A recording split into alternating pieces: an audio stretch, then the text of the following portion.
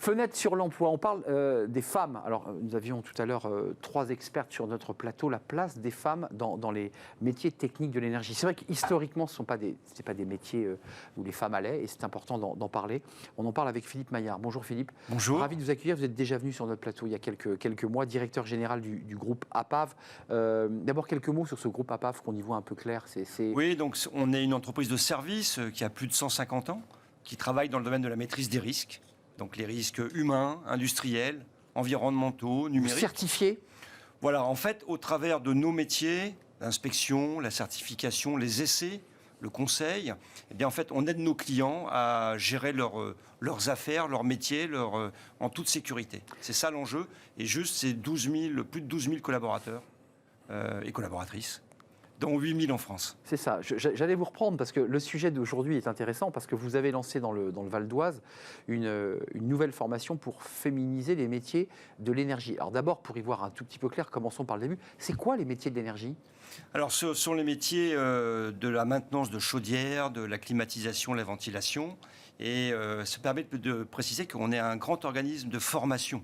On forme plus de 360 000 stagiaires par an en France sur des formations qualifiantes. Être électricien, être autorisé à travailler en hauteur, être autorisé à travailler en espace confiné. Là, on a besoin de sécurité, de règles de sécurité. Et d'un diplôme ou d'une qualification. Et en fait, à PAV, on a ce métier ancré depuis plus de 150 ans. Et donc, on développe ces formations. Le cas d'espèce que vous évoquez est assez exemplaire de mon point de vue parce qu'un client Engie Solutions nous demande de développer une formation pour ces métiers en tension, ces métiers de maintenance de chaudière, de ventilation, de climatisation, pour lequel il y a sans cesse des évolutions techniques. Bien sûr. Donc c'est des métiers en tension, on cherche du monde, ce sont des métiers qui attirent peu les femmes, et donc on est allé avec Pôle emploi, je dirais sélectionner un public féminin qui était en plus éloigné de l'emploi. Quelle tranche d'âge ? Des jeunes ou des personnes qui étaient en reconversion éloignées de l'emploi ? De 25 à 50 ans, D'accord. Qui ont accepté finalement de passer 8 à 9 mois pour obtenir cette qualification, en étant quasi assuré d'avoir un job à la fin de la formation. Alors, c'est modeste, c'est une petite promotion. Mais ça ouvre la porte. Mais ça illustre ce qu'on est capable de faire quand il y a une volonté partagée. Donc, Engie Solutions qui a besoin de ces formations, de ces jobs. Mais juste un détail, parce que c'est intéressant, quand on voit que le donneur d'ordre, c'est Engie, Oui. on voit aujourd'hui, on l'évoquait tout à l'heure dans le débat des experts, c'est quand même tous ces index pénicaux. En fait, maintenant, les grandes entreprises, en donneur d'ordre, ont des obligations. Bien sûr. Et donc, stratégiquement, transforment même les parcours de formation, parce que c'est ça l'enjeu. Alors, l'enjeu, c'est exactement celui-là. C'est métier en tension, on cherche du monde. Et il faut des femmes. Et en plus, si on peut féminiser, c'est quand même beaucoup mieux. Ça donne des équilibres. Enfin, on connaît tous les bienfaits d'avoir des populations équilibrées dans les différentes entreprises. Donc il faut le faire. On le fait pour nos clients, et puis on essaie aussi de le faire pour nous, puisque moi aussi, j'ai beaucoup de techniciens, beaucoup d'ingénieurs, et donc je suis aussi confronté. C'est difficile pour vous aussi. On sait qu'il y a des filières d'ingénieurs techniques où il y a une fille ou 2 filles par promo. Oui, alors comme toute entreprise, on a toute une série d'initiatives autour notamment de la mise en valeur d'exemples réussis. Je crois que ça parle beaucoup. Tel ou tel chef d'agence, tel ou tel responsable d'unité, femme, féminine, qui a démarré comme ingénieur, comme technicien, et qu'on met en valeur comme profil, ça marque beaucoup. 27% seulement d'embauches dans le secteur des métiers d'énergie, donc vous accélérez en tout cas ce processus de recrutement.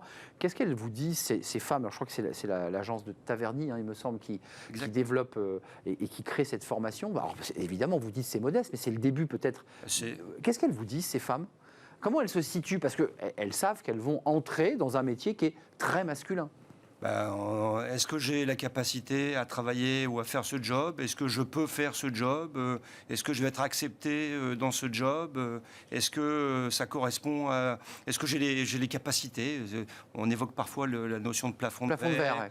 Et finalement, au syndrome de l'imposteur. Voilà, on retrouve beaucoup cela. Et finalement, quand elles sont motivées, parce que on reviendra toujours quand même au b.a.-ba, c'est-à-dire qu'il faut quand même une motivation de départ. Oui. Après, si vous êtes motivé, vous avez la formation, vous avez le côté pédagogique, vous êtes accompagné et vous avez votre diplôme. Et en l'espèce, vous avez un emploi qui est quasi garanti.